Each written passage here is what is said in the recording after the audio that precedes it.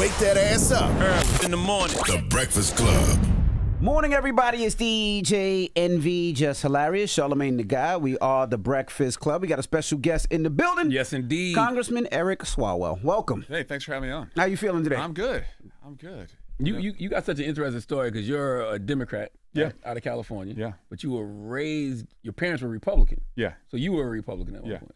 So what made you, switch sides, so to speak? They would tell you, they would blame college. Mm-hmm. I was the first to go to college. And so they're like, oh, he got brainwashed by those college liberal professors. But no, the truth is my dad was a cop. My mom worked a number of odd jobs. She made wedding cakes, did ceramics, ran like a very large, probably unlicensed daycare facility with me and my little brothers.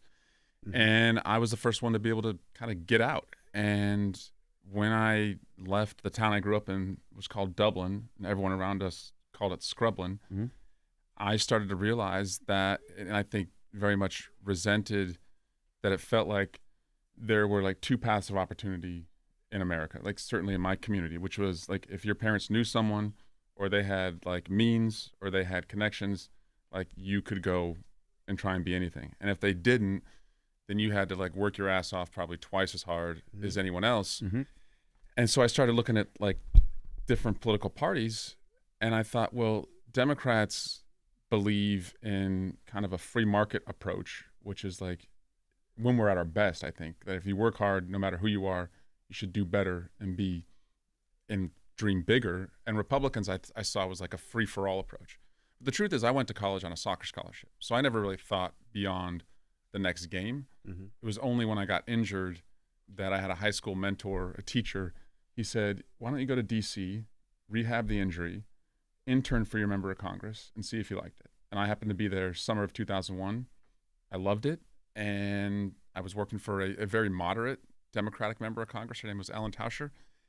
And saw that place as a center of gravity, a place that could get things done. And I knew I didn't, especially after September 11, being there on September 11, that I didn't want to go back to sports anymore. It kind of seemed trivial compared to like what was going on in the world. But yeah, my parents are still Republicans today. I have 3 little brothers. They don't talk about it that much, but I'm pretty sure I know who they voted for. And I married a girl from Southern Indiana who grew up in the same town as the Pences. Her mom was the Pence family dentist until she retired last year. So I have to go on Fox News if anyone in my family is going to see me on TV. Was it a particular moment or a situation that made you be like, I don't lean towards conservative anymore? It was in the Bush presidency, seeing a lot of people that I grew up with go off, to Iraq and feeling like it was bullshit, like what they were being told, and that it was really more just a power grab and an oil grab, and it wasn't about the reasons that they were being told. I think that was that completed for me the transformation, but it was really more about opportunity because, as I said, like I grew up in a very like working class home, and the towns that were around us were very wealthy. And so because I played competitive soccer, I got to see, and our town didn't have a competitive soccer team. So I played in like the wealthier towns teams. And I got to see like what the richer kids thought of the poorer kids by playing on their teams. And honestly, it was a little bit of just like resenting that they were able to take shortcuts, and people who worked hard, like they had to do it twice as hard. And I thought, well, one party actually thinks if we all have about the same opportunity, and then you're defined by how hard you work, not by who you know. And I thought the Democratic Party embodied that more than the Republican Party. You think we'll ever get back to centrist politics ever again? I hope so. I mean, I was also, I came of age when Bill Clinton was president, and I thought, he was very good at trying to find like what's possible. And I see myself as wanting to do this job, to solve problems and be in the solutions business. And today it feels very like just zero sum. Like whoever wins, the other side says that this is it. Yeah. And that actually goes back, you had the search and destroy under Bill Clinton when they wanted to do anything over a sex scandal to destroy the guy. And then George Bush comes in, and I would say Democrats are probably guilty of saying like, this is, the most existential threat to our country. We're going to lose our country if George Bush is reelected. And then Obama comes in, and you get like this birtherism bullshit. And then when the real threat came in Donald Trump, I think most Americans were like, okay, that's just what you guys say. Every time. That's just what you say. So when the real threat was there, we probably didn't appreciate it. I want to ask, what do you think the biggest thing the Democrats got wrong in the last election? Immigration and public safety. Break it down. So 40% of my constituents were born outside the United States. That's probably one of the largest groups of immigrant communities you'll find in America. And we also happen to be today, because we've embraced immigration, one of the wealthiest districts now in America. So there's a straight line between having people who left everything, showed resilience, created something, and the wealth they can create in their community, right? So when you have legal immigration channels, there's no end. But the American people, they're not going to let you solve the workforce crisis in agriculture, in hospitality, in restaurants, food and beverage. They're not going to let you attack that until they see security at the border. And the perception that the border was out of control and the reality that the border was out of control was a problem. So I think if we had just doubled down and said, yeah, we want border security. We want, if people are going to make asylum claims, we're going to put resources there to adjudicate those claims as quickly as possible. But if it's seen that all you have to do is just come to the United States or cross an insecure border and then you can have access to resources, people aren't going to want to hear your plan to have 1 million people come here and work on the jobs that really need to be filled. And so I think we just weren't seen strong enough on that issue. And then on law and order, I think we rightfully fought for criminal justice reform, rightfully, but we were too much identified as a defund the police party. And I think you can have both. Because okay, I was gonna I'll let you finish, but I want to ask you something about that. Yeah, people want safety in their community. They also don't want the wrong person going to jail or people going to jail for petty shit, but they want to feel safe in the community. And we weren't perceived as a party that was going to keep you safe. I was going to ask you, so my father's a retired police officer as well. One of my dad's biggest things, and even some of the police officers that I speak with, is that when criminals get arrested, it feels like they are cared for more than the victim. A lot of times they go in, there's no bail, they come right back out. They do the crime over and over again. There's no harsh anything when it comes to it. They don't get arrested. If they do jail time, it's usually community services, have to spend a weekend in jail. And it feels like there's career criminals doing the same thing over and over again. And a lot of people in the public feel like it's not safe for them. What are your thoughts on that? Yeah, I get that perception. And I was a prosecutor in Oakland for 7 years. And it was very frustrating that many times it felt like the victims had none of the rights and the bad guys had all of the rights. And so for me, it's really focus on serious, violent, sexual. Those three. If you throw the book at those three, right, and throw the resources at those three, and then you show compassion and redemption for non-serious, non-sexual, non-violent, and believe that those folks, have a pathway into our community, I think you can get it right. But right now, I'll give you an example in California. So we had a prosecutor in my county who would not charge gun crime. So if someone committed a homicide or an attempted homicide, she would not charge the gun crime that could add 25 years to life and put away the worst in the community. And Oakland's crime rate soared. And so I led a recall effort against her because people just weren't feeling safe. She also refused to prosecute any misdemeanors at all. And we recalled her with 62% in Oakland and Berkeley. And so that, I think, shows that even liberal communities want public safety. They want compassion. They don't believe that, people are irredeemable. But at the end of the day, if people don't feel safe, no one's going to invest in your community. You're not going to have great schools. And your home values, if you're able to, buy a house, is just going to tank. And so you have to focus on public safety. You mentioned two things. You mentioned border and you mentioned law and order, which I agree with. Because, I always say, I don't care what your race is, what your sexuality is, what your gender is. If you're an American, you want two things. You want to have some money in your pocket and you want to feel safe. I think what people missed about the border issue was it wasn't just a matter of security. It was a matter of people felt like these individuals were coming into America and getting more resources than people who had been here for years. And I think one of the most brilliant things that Republicans did was start shipping those migrants to the Chicagos and to the New York cities and to the Martha's Vineyards, because then it became a problem for those major cities, because it's easy to say, hey, we're sanctuary cities if you're all the way up here. So if you're really sanctuary cities, then take care of them. And that's when people in those communities started complaining about, oh, how are they coming here and they're getting, room and board? How are they getting money in their pocket? But we've been here suffering all of those years. So my question is, why have Democrats lost the economy war? Because since World War II, whenever there's a Democrat in the White House, the economy does better. Why aren't y'all able to message that? Yeah. And to your point, if you're a family in Long Island and you see folks staying at hotels that you would not be able to afford to put your family in, I can see why that, creates resentment. And it was a cheap shot what those governors did, but I mean, they won the messaging war on that, and we're still on defense. Look, on the economy, where we're at right now is we're in this Trump slump where 401ks have become 201ks. The Trump tariffs are jacking up the cost of everything at Home Depot, Walmart, Target, and so people are starting to pay. But I think the way we win, but things weren't much better under Biden either. Under Biden, and it was insulting for people to scream Bidenomics and talk about how good the economy is doing and the GDP is up and the stock market is up. The people I'm talking about ain't got no stocks. Yeah. Yeah. So how can you lie to people about what they're actually putting in their pocket? Yeah. So to me, it should be, if you're willing to bet on yourself and work hard, you should have a country that's going to bet on you, right? And so home ownership should be within reach for anyone who works full time. And so I have legislation that gives $25,000 down payment to any teacher, for example, who's going to teach within their community. And I would bump it up for the higher cost areas. Also, I think for small businesses, regulations do get in the way. Small and medium-sized businesses are competing against giants, and the giants have like in-house legal teams that can cut through all the regulations. They can hire lobbyists to find a workaround.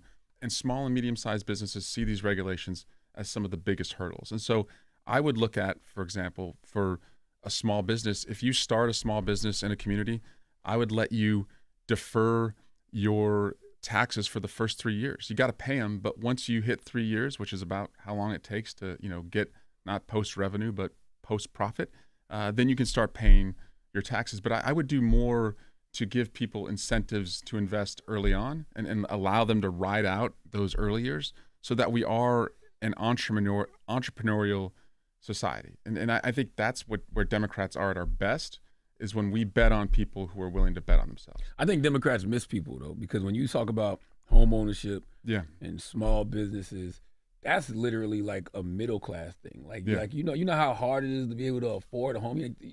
Like some people I'm talking about are just folks who want to find an apartment that's not $3,000 a month. They just want to have a couple of meals on their table, throughout the day for their kids. Like we never speak to that. It feels like we always talk to the middle class and above that, but we never talk to who's lower than the middle class. But I want us to be aspirational, and I think a weakness of the Democratic Party is, my parents would tell you, when people told them that as Republicans they were voting against their interests, because we lived in 13 different houses. I went to 11 different schools before I graduated high school, and people would say, well, you're Republican and you're voting for Republicans. The Democrats are the ones that are going to protect people in your economic class. And my mom would say, my interest is not being poor. And so she saw the Republican Party as talking to her as, we are aspirational for you. And I think Democrats at our best, yes, I want us to have more inventory in housing so that the cost of housing comes down. And in California, frankly, a lot of the laws in California get in the way of builders and developers bringing more inventory, on stock so that you can have more affordable housing. Yes, I want that for people, just basic housing. Yes, that is a need. But I want people to aspire for ownership, because I think when you own like a piece of America, like that fulfills the American promise that if you work hard, like you can own something. And for most Americans, the greatest source of wealth is their home. But more and more Americans, especially my generation, home ownership is out of reach. Believe it or not, I'm still paying off student loan debt. I've got about $80,000 in student loan debt today. And many people like me who chase that dream of being the first to go to college, they're just in the quicksand of student loan debt.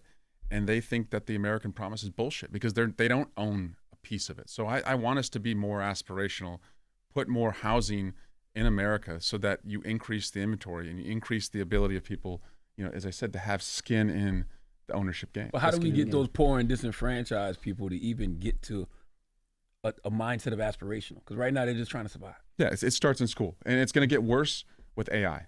So what we're seeing right now with AI is that you're going to have people who learn the skills of AI, and they will do better for themselves because they know it, and then you're going to have a whole generation of people who never even had it in their classroom. But I think what you said as well is if you can give people that down payment, right? Help them with their first down payment.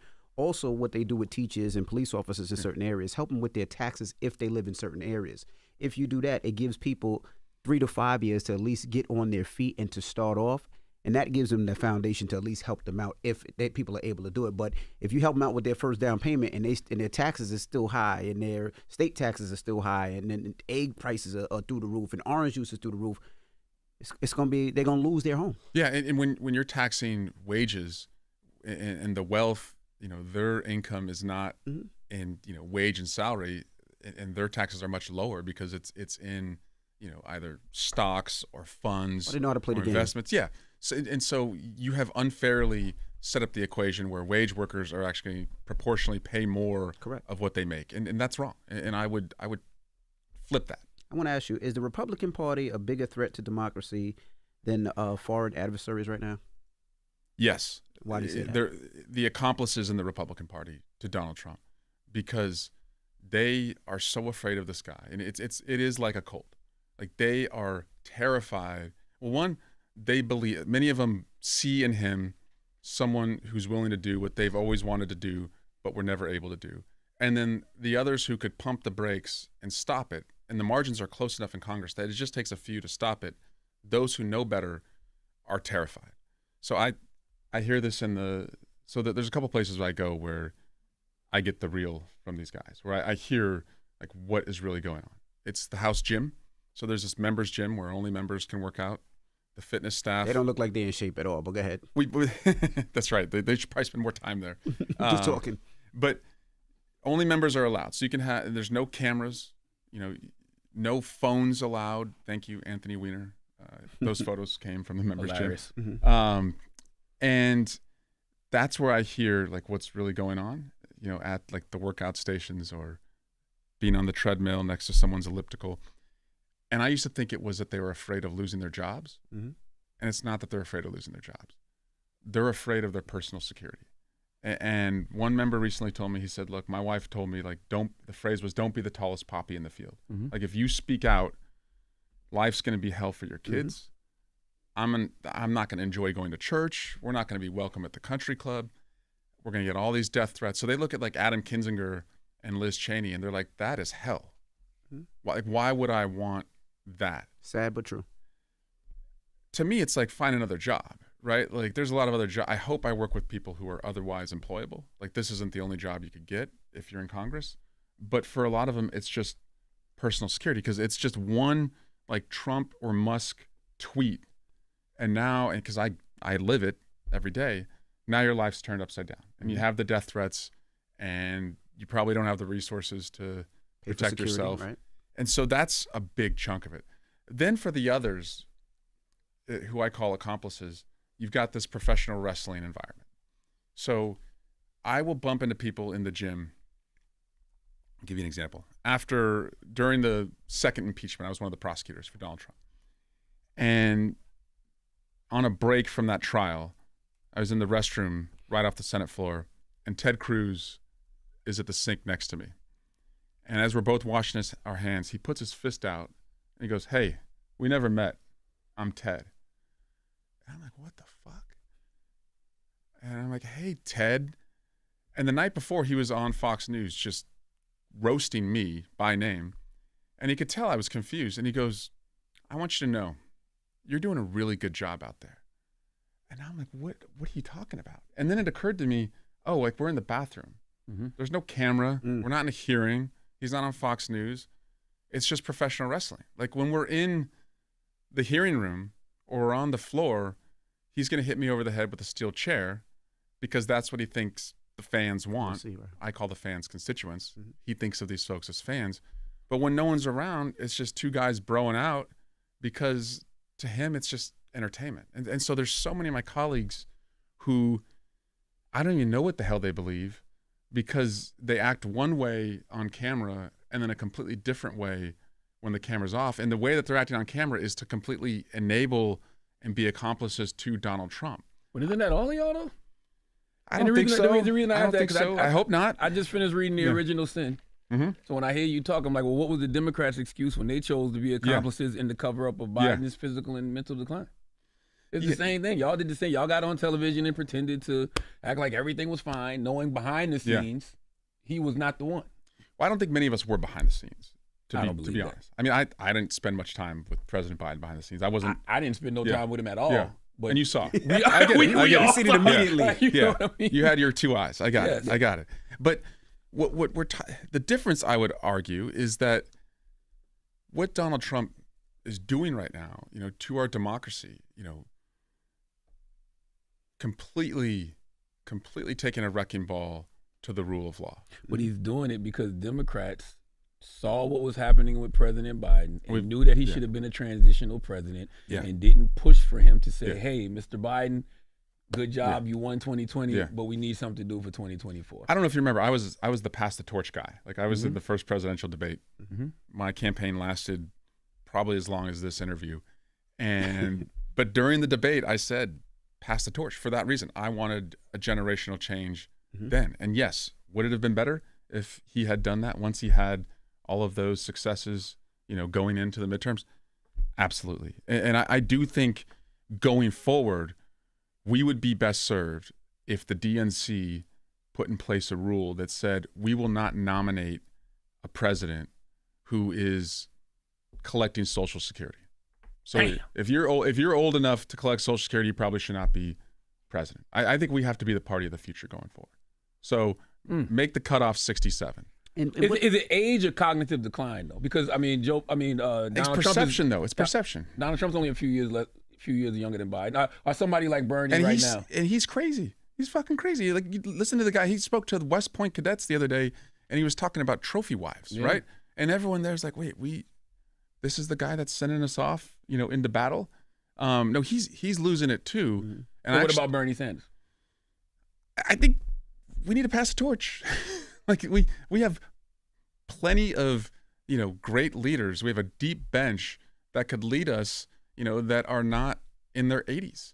And so if we want to be the party of the future, if we want to have ideas of the future, if we want to take on AI, right? If we want to understand these issues that our kids are going to have to inherit, I think you need to look like the future. So I believe what I said back in 2019 at that debate, and I believe it now. And I hope we get that message when we start to think about 2028. But we can't even have free and fair elections in 2028 if we don't win the midterms. If we lose the midterms, forget it. There will not be free and fair elections in this country. I agree. I agree with you. I do have a question. We look at Donald Trump, and Donald Trump has been signing executive orders, pardoning his people, his core. To the people in the public, it looks like he looks out for his own. Yeah. The Democrats don't look like they look out for their own.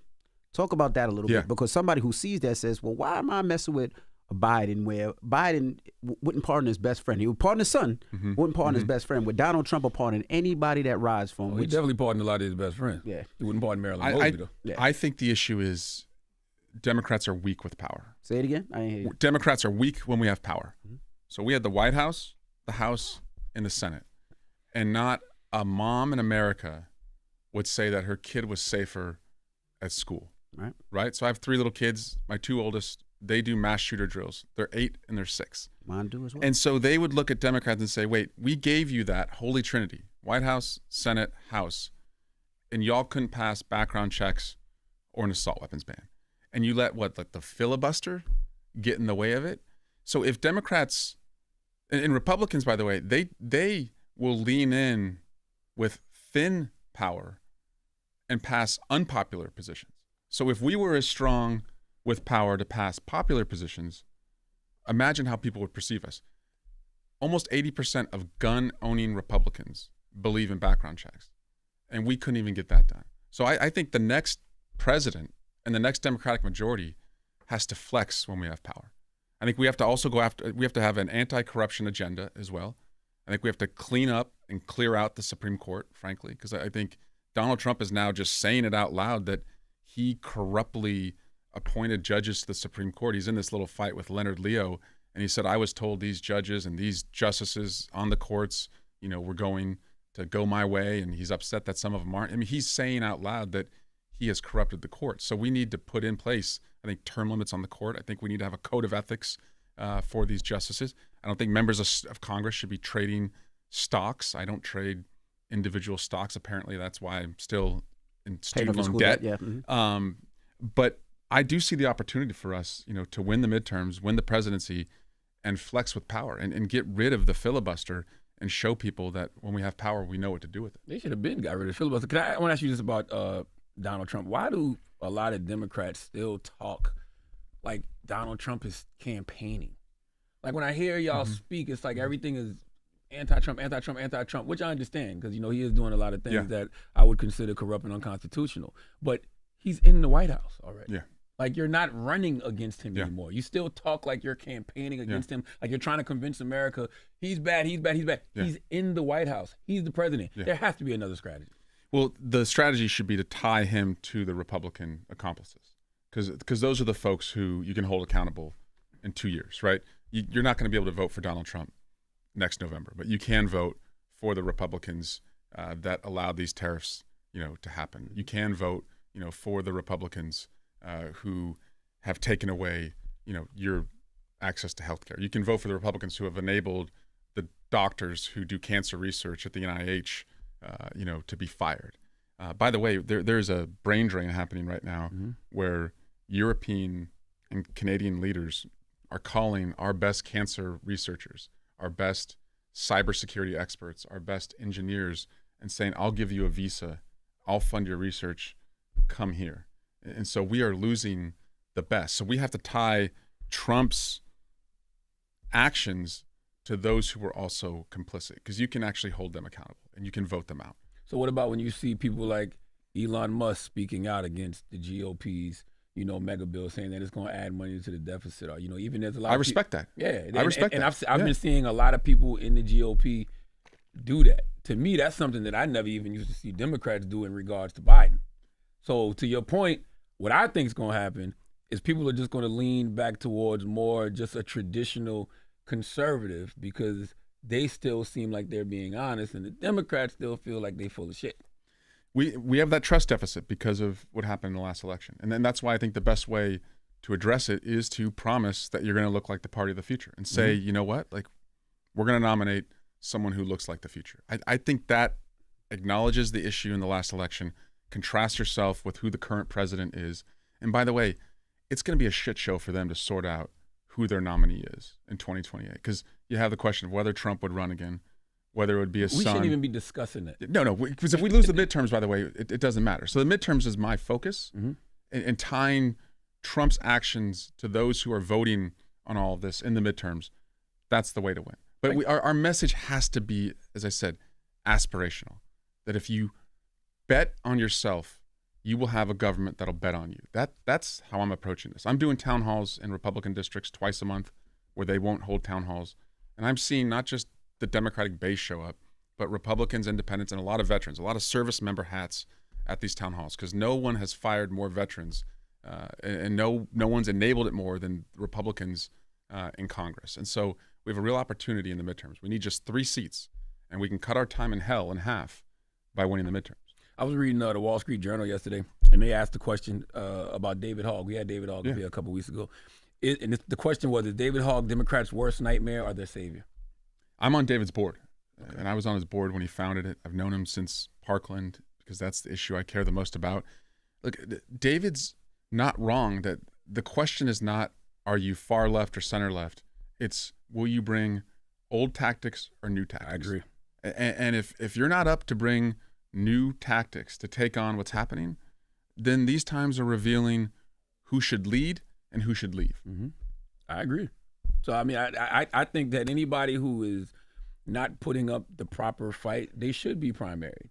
But I think it's going to take Democrats, when you talk about the future of the Democratic Party, the future of the Democratic Party is going to be, it's going to take some of those people now, that's the future, to throw the old regime under the bus. Well, and it's going to take, like this Avengers-like model of Jasmine Crockett, Maxwell Frost, Robert Garcia, people that you'd not seen before just step up. And then we're going to get to the end of this year, and we're going to win in Virginia and New Jersey in those governor's races. It's going to give us momentum. And then the leader becomes, I think, the leader is today, but the publicly perceived leader is Hakeem Jeffries, right? Because he's got to make the case that we're winning the House. He's terrible. But that he's the leader of the party, and he's got in by, the fall, by position only. Yeah, but he's the if we win, he's the speaker, right? So he's got to make the case in the fall that this is the agenda, these are the seats, win there, and now we have the majority in the House. See, the reason I don't trust guys like Hakeem is because he's so willing to still bend a knee to the old regime. He's not going to ever speak out against Chuck Schumer. He's never going to do that. But I can. But you're not the leader. Yeah. I want the leader. Yeah. I want Hakeem Jeffries to speak out against Chuck Schumer. When Chuck Schumer says, hey, we got to support this bill that Donald Trump is doing, you got to say, no, we got to hold the line. You have to be willing to speak out against people in your own party. That's the only way to gain trust from people. And you've seen, at least on the House side, that we've held the line, right? Not a single one of us voted for reconciliation. Mm-hmm. No one voted to keep, the Doge government open when that vote came in March. And as I said, I have seen colleagues who no one knew their name until a couple months ago emerge, and that's encouraging to me. It just shows that there is a deep bench. And that's why I think being the party of the future has to be our priority, because the past was rejected last November. Why should we ever trust the Democratic Party after they lied to us so long about President Biden? And I'm big on this because I just read the original Senate. I'm just like, I don't see. I think that Democrats have tried every strategy except for two things: honesty and courage. Yeah. Well, there's a lot of people who are courageous right now in the Democratic Party. Our bread and butter issue, our dance with the one that brought you, is healthcare. People have always trusted us on healthcare. That's our issue, from President Johnson to President Obama to when Donald Trump tried to take it away. That's how we won the House in 2018. And now this reconciliation bill is going to take 14 million people off their health care. We're not only going to protect health care, because I think protecting health care is not enough. We need to invest in cures. And these motherfuckers are firing cancer doctors. So we have a real clean contrast. We're for cures, they're for cancer, right?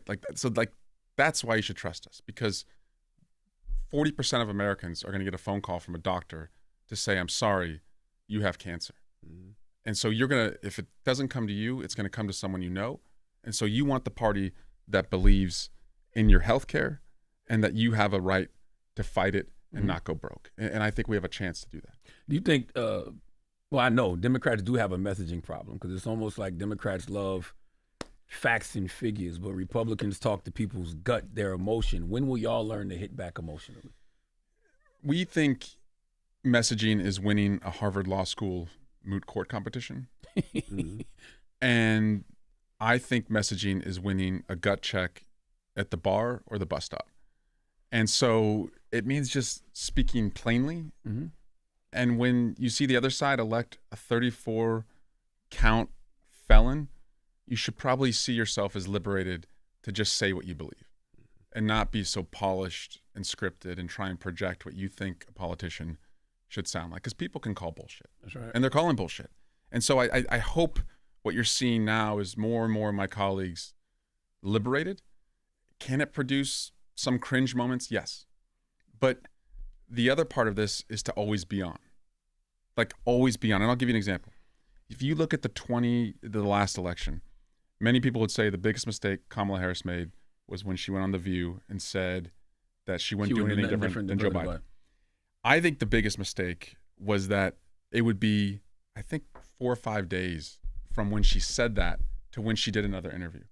Donald Trump makes 5 mistakes an hour, but he's always on, and so it just washes it out. And so when you allow that amount of time to go by, you're going to be defined by the other side. And so I think the lesson is, one, be yourself, but always be on. Go to as many places as possible. After the election, I saw that 68% of the people who voted identify in some form or another as Christian. So I told my staff, I said, put us on the top 20 Christian podcasts. So for the last 4 months, about once every other week, I'm going on a Christian podcast, just to try and go to more spaces But you get it. and places. And most people don't. I think more and more are, though. That's hilarious. So that's like Yeah. going the opposite of the bros.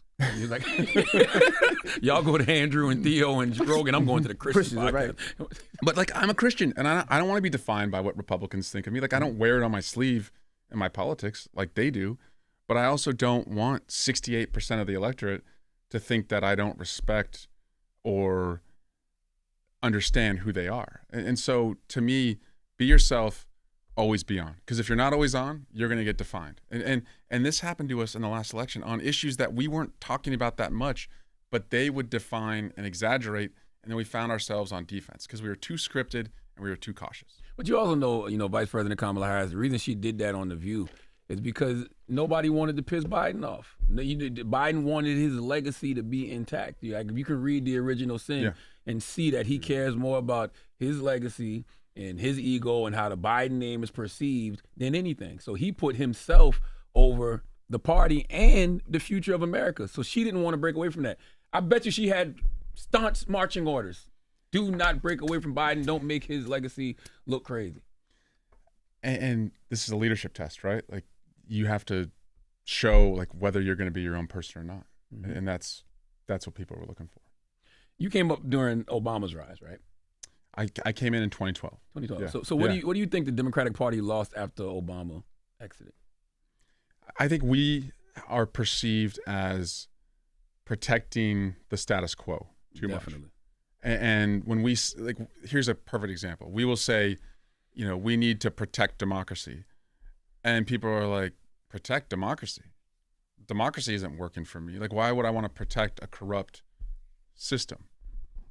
When we probably should be approaching it as, like, we need to fix democracy. It's too hard for most people to vote in a democracy. You have a legal system where the wealthiest can find their way out of it while everyone else, is subjected, to it. Money buys you access in this democracy. You can go to Trump's meme coin dinner, spend $1 million, and then get the bill you want passed or the pardon you need for your family members. So people don't look at democracy as something that needs to be protected. They look at it as something that needs to be completely fixed. And I think we have been seen as defenders of the status quo and not willing to be bold enough to break and smash things to help regular people. And that's what I'm saying. I really feel that the future of the Democratic Party, in order to be the future, you have to throw those old regimes under the bus. Thank you for your service, but that don't work anymore, especially after what just happened over the last 4 years. Yeah, no, message received. And if you don't get that message, I don't think your voters are going to keep you in, frankly. I got a couple more questions. Yeah. Did the Chinese spy scandal hurt your credibility, or did Republicans just weaponize like a nothing burger, so to speak? The fact that the FBI and the House Ethics Committee said it was bullshit, like, I would hope that would be enough, but like, in a disinformation society, like, I recognize that it's everyone on the right's favorite meme. My wife tells me all the time, you know what? The second they're not going after you, you're not effective. And so I wear it as a badge of honor that these guys would want to lie about me all the time, because I think it means that I'm landing punches politically on them that sting. And frankly, I think a lot of Republicans look at me as like, oh, that's a straight, white, Christian male, son of a cop. Like, everyone else like him looks like me. So when he comes at me, it's more betrayal to them. Like, I've heard that from them on their side, that's why they take it so personally. So I'm not going away, and they can say what they want, and the death threats will come. But if they think I'm going to drop my lawsuit from January 6th against the president, or if I regret being an impeachment manager, or if I'm not going to like go out and work my ass off to help us win the midterms, like, they're wrong. Like, I'm not going away. I came from nothing. I was raised by a cop who did the right thing. Like, to me, I'm playing with the house's money, so to speak. And so this is just a right or wrong mission for me. Do you get a lot of pushback from your party because of you talk so real? You really don't give a fuck about what you say? You speak from the heart? No, I don't think so. Actually, a lot of the newer members will come to me before they do like bigger interviews and ask you how to be honest. And I try and be the mentor to newer, younger members that I didn't have when I came in. I will say the best mentor I had was Nancy Pelosi, not necessarily on messaging, but just on like wielding power. She put me on the Intelligence Committee in my sophomore term. She put me at the seat next to her on the Leadership Committee as the chair of the Steering and Policy on my third term. And so I learned like up front and center with her, how to like work the caucus and wield power. I mean, 'cause she knew how to flex. That woman knew how to flex. She's one of the greatest leaders I think we'll have had in our country in 100 years. Made a lot of money too inside trading. We should not trade stocks, period. You can have your student loan debt cleared if you listen to Pelosi on that. We should not trade stocks. But I try and mentor the younger members. And what I tell them, as I said, is give me your zero draft. When you're asked a question, don't give me your first, like when you're doing an interview, don't give your first draft or your second draft. Just give what's in here, because that's probably what got you here. And the second you start trying to, as I said, make it appropriate for everyone, then you lose everyone. Yeah. So no, I haven't. If there is pushback, they're not saying it to my face. When it comes to social media, they do try to kill your credibility all the time with the Fang memes, right? So yeah. Do you think people? I laugh at them. My best buddies will just send them to me, and I'm like, God damn it. But do you think you think people trust politicians who speak out against foreign interference when they themselves have been caught up in it, even if they were cleared, even though you were cleared? I hope they would see that, like, the reason. By the way, when this volunteer came to our campaign in Barack Obama's first term, so that's how long ago it was. And I see it as because the FBI said, we don't know who this person is, so we want you to help us understand it. And then the FBI said, all I did was help. I see it as I have more credibility, because when I had someone who we didn't understand who they were trying to help my campaign, I didn't say, hey, can you raise a lot of money for me? Can I build, a real estate deal in your country's capital? Can you help get me votes for my election? No, I said, I'm going to work with law enforcement. When Donald Trump did the opposite, right? When he had Russians come to him, he was like, Russia, if you're listening, still trying to do a Trump Tower deal in Moscow. So I would say I actually did what you would hope any elected official would do. But I get it. Like, this is, as I said in the beginning, it's all existential now. It's as Bill Clinton called it, the politics of personal destruction. Like, they have to destroy me because I'm a threat. And look at what Jasmine's going through, right? She's real. She lands on them, and so they are all over her. And I've told her, I said, they're going to do this to you until you go away, and you can't hide under the bed. And she's not hiding under the bed. No doubt. And she's not going away. But that's what they want you to do. And they're very effective at finding the threats in our party and trying to make them go away. And as I said, you can't intimidate me. Like, I've lived with like the power going out when I was a kid, and we all scrambled to figure out how we're going to turn the power back on. Like, I've lived through the worst. Like, some Chinese meme that you're going to make about me, like, that doesn't bother me. My last question, is there anything Democrats can do to stop the GOP mega bill? Yes. Continue to go to Republican districts and put pressure on. I'm getting 700 to 1,000 people in these districts when I go and do town halls. And that downward pressure, that is, we only need to flip 3 of them in the House if it comes back again. Same thing in the Senate. And we have Senate seats that we did not think were in play that are going to be in play. Not just North Carolina, but also Florida, Iowa. I mean, look at the senator of Iowa. 2 weeks ago, you would not have said that Iowa was going to be a threat. And then the senator of Iowa went out and said, well, who cares if we're cutting Medicaid? We're all going to die anyway. So, like, going to those states, doing these town halls, bringing out not just Republicans, but also independents, not just Democrats, but Republicans and independents, that works. And it's also an organizing tool, a muscle for us, to exercise so that we're ready to flex it at the midterms next November. And should Democrats who support this bill be shamed? No Democrats should support this bill. Yeah. No, do not support this bill. Yeah. This is the same bill that Chuck Schumer said he wanted to support, right? No. That was the spending bill. That was the spending bill, yeah. Okay, and that's going to come back up in September. And I hope we learned our lesson from what happened in March. Gotcha. That we should not be helping these guys get well. Because, as I said, they're firing cancer doctors. That's what, when you fund their government, you're funding a government that is firing cancer doctors. Are they really cutting Medicaid? Yes. Because they said they're not. So I mean, they say a lot of shit that they're actually doing. I So, mean, we don't read the yeah. bill, so I don't Yeah. know. Yeah, no, they're really cutting Medicaid. It's really in there that they want to cut Medicaid. Yes, it will kick 14 million people off Medicaid. Wow. 14 million people. Wow. So Well, Congressman Eric Swalwell, thank you so much Yeah, for joining my us pleasure. this morning. Yeah. And don't be a stranger. now I'll be back. All right, it's the Breakfast Club. Good morning. Wake that ass up. In the morning. The Breakfast Club.